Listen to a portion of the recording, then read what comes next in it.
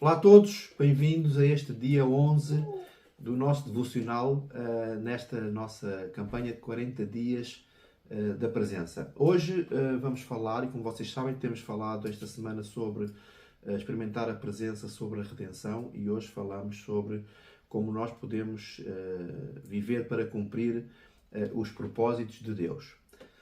Efésios 2:10 diz assim: porque somos criação de Deus, realizada em Cristo Jesus, para fazermos boas obras, as quais Deus preparou de antemão para que nós as praticássemos. Sabem, nós somos salvos para cumprir os propósitos de Deus. E aqui diz que Ele preparou boas obras para que nós pudéssemos cumprir a nossa missão. Sabem, Rick Warren, ele diz: uma vida sem propósitos é como uma morte prematura. Então, que faz sentido a nossa vida? Eu não sei se vocês já pensaram nisso. Que sentido faz a nossa vida se não houver um propósito para nós podermos vivê-la? Sabem, o propósito na nossa vida é tão importante porque nós, através desse propósito, nós começamos a entender o sentido que faz nós estarmos aqui neste mundo, nós termos sido criados por Deus, o porquê que nós fomos criados por Deus. E nós, às vezes, estamos a viver, quando não temos um propósito para a nossa vida, nós estamos a viver como se estivéssemos a perder tempo ou como se estivéssemos a viver uma vida sem significado. E sendo assim, porque é que há necessidade de nós estarmos vivos? Se não há nada que nós possamos, ou que não há nada que faça sentido à nossa vida para que nós possamos viver esta vida. Mas, sabem, há um versículo que Jesus diz, e diz assim: pois o Filho do Homem veio buscar e salvar o que estava perdido. Isto está em Lucas 19:10. Ou seja, o Filho do Homem é quem? É Jesus. E Ele veio nos salvar. Nós que estávamos perdidos. Nós que não tínhamos sentido nenhum para a nossa vida. A partir do momento em que nós recebemos este Jesus, recebemos este Filho do Homem, a nossa vida tem obrigatoriamente que começar a fazer sentido. Porque Deus tem planos maravilhosos para nós. Deus tem coisas bonitas para nós. Deus tem coisas bonitas para mim. Deus tem coisas bonitas para si. Agora, aquilo que é importante é nós não pararmos de buscar este propósito que Deus tem para mim e para si. Sabem? Deus tem, como eu já disse, Deus tem propósitos para cada um de nós.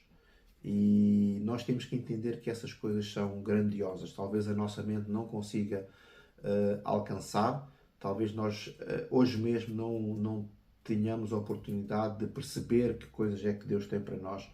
Mas são coisas que são insondáveis. Há um versículo em Jeremias 33:3 que diz assim: porque eu sou que conheço os planos que tenho para vocês, diz o Senhor, planos de fazê-los prosperar e de não lhes causar dano, planos de dar-lhes esperança e futuro. Então, Deus conhece-te. Deus conhece a tua vida, Deus conhece o teu coração e Deus também conhece o propósito, porque Ele diz que é Ele que tem planos. Ele, quando te criou, Ele te criou com um propósito. Ele, quando te criou, Ele te criou com um plano. E esse plano é de tu teres uma vida feliz, uma vida plena, uma vida 100% à sua imagem e semelhança. Então, entende que é importante nós termos propósitos. E estes propósitos fazem parte da redenção, daquilo que nós estamos a falar. Experimentar a presença de Deus através da redenção. Porque nós, quando somos redimidos, a nossa vida começa a ganhar um outro sentido, começa a ganhar um outro propósito. Sabem? Deus, quando nos criou, há uma frase que é importante, que eu li, que é importante, que diz assim: Deus te criou de propósito, para os seus propósitos.